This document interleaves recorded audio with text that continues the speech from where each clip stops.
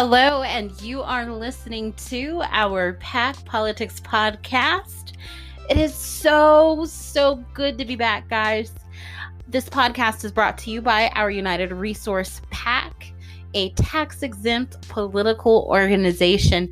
I'm your host, Brittany McDowell, and again, guys, it is so good to be back.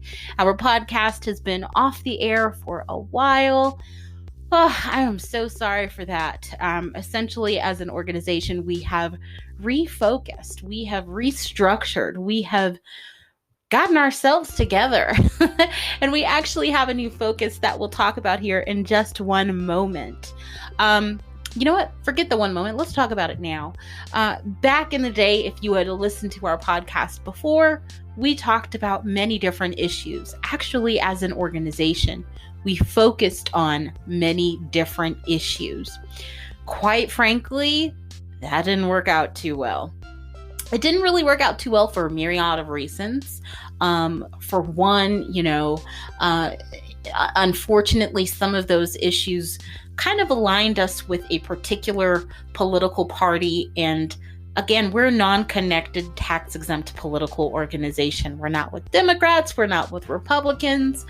But based on the issues we focused on and the stand that we took on those issues, unfortunately, some people kind of aligned us with one political party over the other. And again, our goal here is not to be connected with either.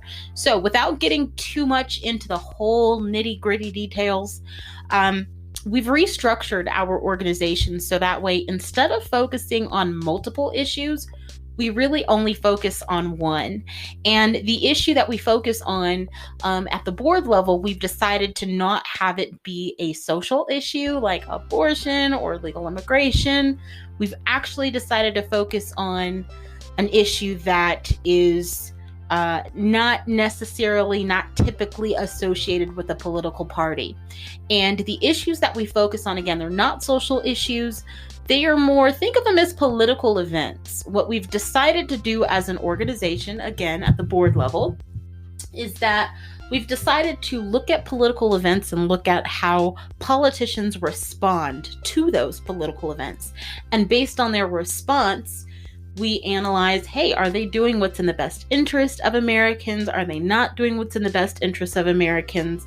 And then based on that, we take a position. So if you don't know, which you probably don't, our new issue of focus is COVID-19 economic stimulus and relief. And so based on that, that's what we're talking about. That's what this politics podcast is all about now. We are no longer having a podcast that talks about 50 million different things because we cover 50 million different issues. We are focused on one issue. So we're focused on one thing, which actually brings me to the topic of discussion today. Unfortunately, we're just getting our podcast back up and running today, so I don't have any previous points of reference. But if you've been paying attention, if you have been caring about the economy, you've probably been noticing that there's a lot going on around our need for economic stimulus, right? That need has led to a whole bunch of drama.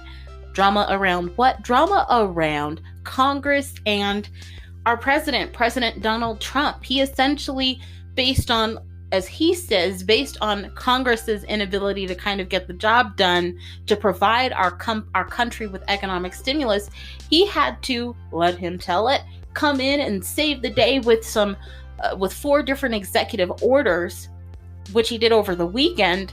But a lot of people are asking the question, when it comes to those executive orders, when he named them individually, why weren't stimulus checks mentioned?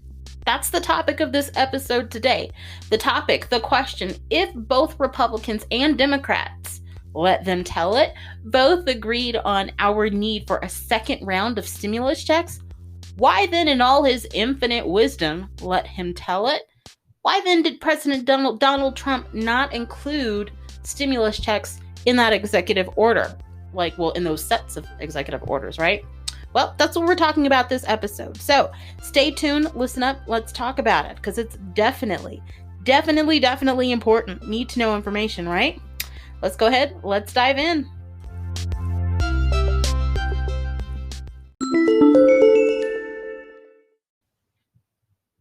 All right, so question of the hour. If Democrats and Republicans both actually agreed on the need for stimulus checks for us to have economic stimulus and relief due to COVID, why the heck did the President of the United States not issue an executive order for us to actually get those checks? We need them like yesterday, right? Well, here's the deal, guys. You probably have heard various pundits across various networks actually mention this, but it's absolutely true. The president couldn't legally include that. Well, why, Brittany? Why? Well, we have this thing in the United States that is oh so amazing called the Constitution, and it would be oh so blatantly unconstitutional had the president of the United States actually tried to include that as an executive order. I don't know how many of you know about how who controls, as they say, the purse strings, who's wearing the purse, or maybe that's not so great in this type of environment.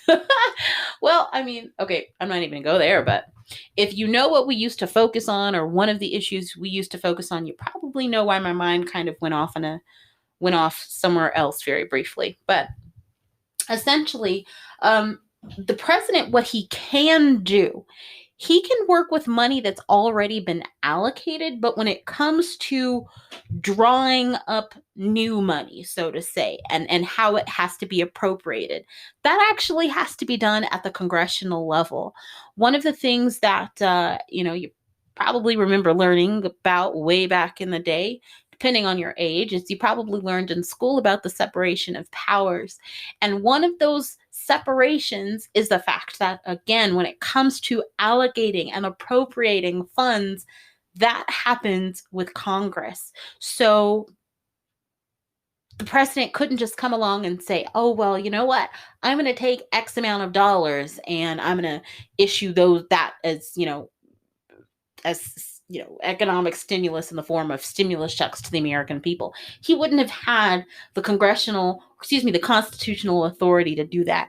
What he ended up doing was he took money that had already been allocated by Congress, money that was allocated to FEMA, the Federal Emergency Management Agency, the people who typically respond to hurricanes and other national disasters. They had already appropriated some money. And so money that had been appropriated by them actually could very loosely be used to help unemployed people, to help with unemployment, essentially to the tune of $44 billion. They were disaster relief funds. So he looked at, rightly so, the funds that he could use, and those funds were used again to help with unemployment, but he couldn't do anything to help with these stimulus checks, because stimulus checks don't necessarily fall under disaster relief. So that is why a lot of people, when they ask, well, if they agreed on stimulus checks, if that wasn't a point of contention for Democrats and Republicans, that, my friends, is why President Trump did not include it. Not because he disagreed, not because he didn't want to, but simply because he didn't have the constitutional authority to do it. So again, he had some flexibility, and the flexibility he had really only allowed him to help, using the term loosely, help with unemployment benefits. And so he did what he thought he could. And I won't draw this episode out too long, because one of the things that we are aiming to do with the re-rollout of our podcast is not have really long episodes. We had them before, episodes that were extremely long, like well over an hour in some cases. So we're not going to do that. I'm going to go ahead and I'm going to stop talking about this now. In a future episode, probably the episode that we have on Wednesday, we'll talk more about unemployment benefits. Hopefully some progress has been made by the time we talk about it. But for now, I have nothing. So hopefully I answered your question. because it's something that a lot of people definitely want to know.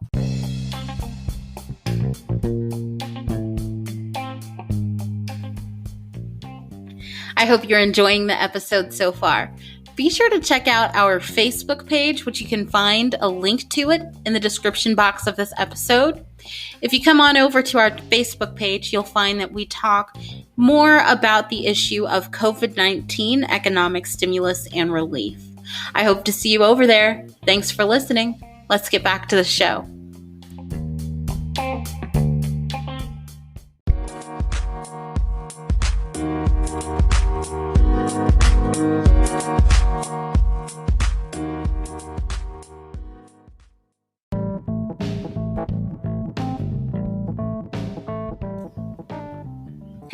Hey you, have you checked out our website yet?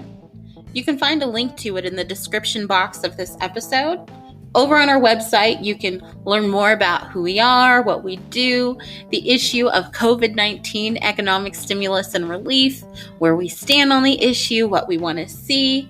You can learn more about the policies that we support and oppose that are connected to the issue. You can even check out our latest blog posts. You'll also be able to contact us if you wish. Check it out.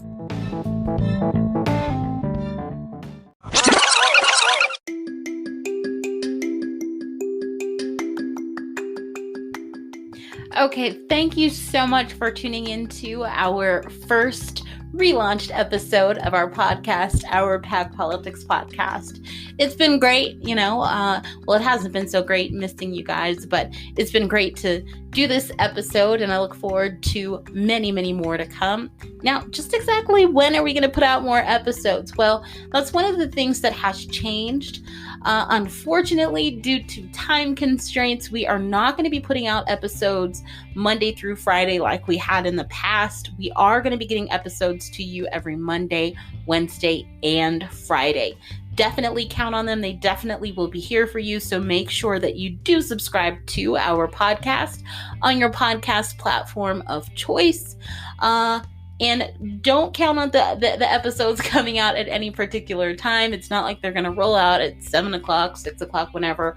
But I will promise that we can get them out to you sometimes in the morning on Mondays, Wednesdays, and Fridays. So again, thank you so much for tuning in to our PAC Politics podcast. Please share this episode on your social media networks if you think they will be of benefit to anyone that you are connected to. And also, again, don't forget to like or subscribe to this podcast so you can keep up with future episodes. Have a good Monday, a great week, and I will be in touch. You have listened to an episode here on our PAC Politics podcast.